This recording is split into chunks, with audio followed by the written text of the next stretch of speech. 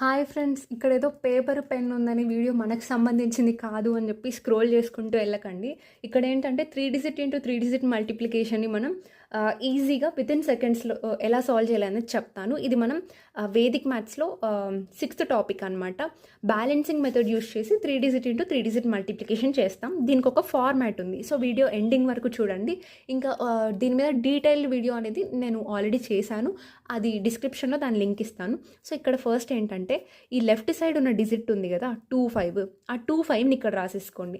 తర్వాత లెఫ్ట్ నుండి 2 డిజిట్లు రాసేయండి, అంటే 23, 56 2 నెంబర్లు ఇట్లా రాసేసుకోండి. తర్వాత ఇవి 3 రాయండి, 234, 567 ఇదే ఫార్మాట్లో రాసుకుంటూ వెళ్ళండి. తర్వాత 34, 67, తర్వాత లాస్ట్లో ఉన్నవి 4, 7. ఇది మీకు కష్టంగా అనిపించవచ్చు, నేను చెప్తాను చూడండి.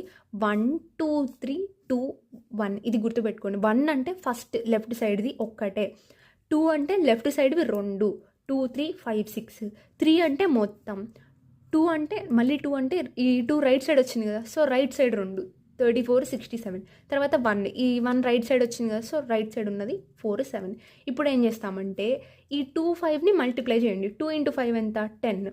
ఇప్పుడు దీనికి ఏం చేస్తామంటే క్రాస్ మల్టిప్లై చేసి యాడ్ చేయండి. 2, 6 ఎంత? 12 ప్లస్ 3, 5 ఎంత? 15.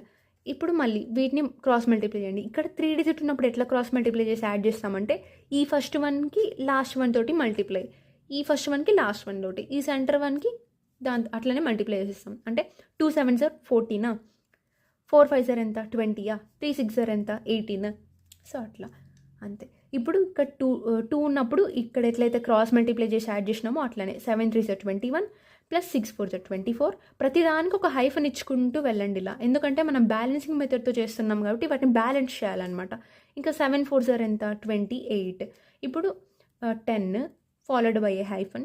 12 ప్లస్ 15 అంటే ఎంత? 27. ఇంకా 14 ఒక 20 ఎంతబ్బా 34 ఒక 18 52. ఇది 21 ప్లస్ 24 అంటే 45, ఇంకా 28. ఇప్పుడు బ్యాలెన్సింగ్ మెథడ్ అంటే ఏదో అనుకోకండి, చాలా సింపుల్ మెథడ్ అనమాట. యూనిట్స్ డిజిట్ని యాజ్ ఇట్ ఈస్ అలానే రాసేసుకోండి. తర్వాత నెక్స్ట్ వచ్చే టెన్స్ డిజిట్ని ఆ తర్వాత వచ్చే యూనిట్స్ డిజిట్తో యాడ్ చేయండి, అంటే 5 + 2 7. మళ్ళీ అంతే. నెక్స్ట్ వచ్చే టెన్స్ డిజిట్ని ఆ తర్వాత వచ్చే యూనిట్స్ డిజిట్తో యాడ్ చేయండి. సో 4 + 2 6. ఇప్పుడేంటి ఇక్కడ 4 + 2 6 సింగిల్ డిజిట్ వచ్చిందనమాట. ఇక్కడ చూసినట్టయితే 7 + 5 12. 12 అంటే ఏంటి? డబుల్ డిజిట్ కదా. సో ఆ డబుల్ డిజిట్లో యూనిట్స్ డిజిట్ ఇక్కడ పెట్టేసి టెన్స్ ప్లస్ డిజిట్ ఉంటుంది కదా, దాన్ని ఇక్కడ పెట్టండి. ఇక్కడ పెట్టినప్పుడు దీంతో యాడ్ చేసేయండి. ఇప్పుడు 7 + 5 12.